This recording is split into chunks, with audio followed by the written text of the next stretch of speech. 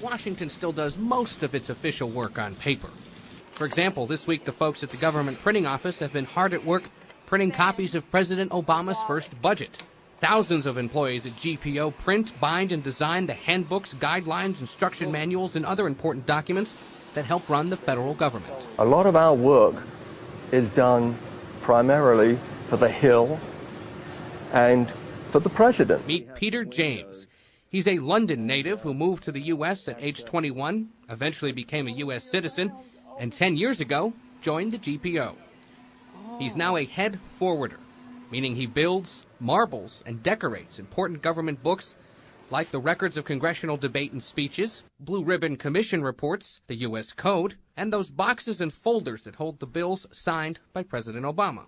Although my name's not on it, somewhere down the road, 200 years from now, when they pull books out of the archives on debates upon the Hill, they're going to go, look, they were still marbling in the 21st century. Marbling dates back centuries, as accountants used it to make sure nobody ripped pages out of their financial records. The House and Senate still order marbled books from the GPO to write down the records of floor and committee debates. The books have to look exactly like the ones first used more than 200 years ago. Peter prepares a mixture of water, fish glue, ox guile, and a naturally sticky substance called carrageenan. It's in toothpaste.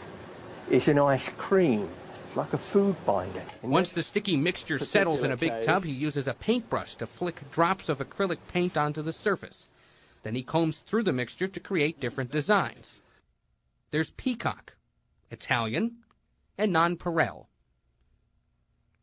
You've got to have strong shoulders and steady hands to do this work.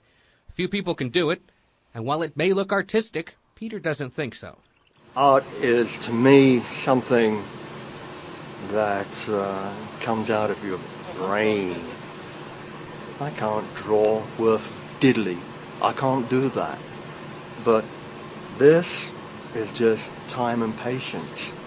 And that, I have a little of that. I work a lot by myself. I've seen photographs of finishers lining up at their benches, maybe 25 finishers, and the same thing for forwarders.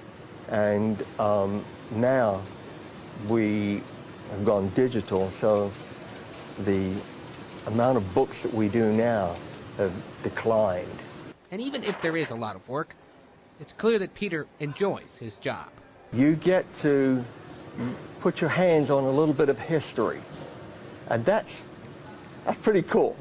I really enjoy that. For the government printing office in Washington, I'm Ed O'Keefe, the Federal Eye, with the Washington Post. 1 down, 16 to go. 17 is the order of this job.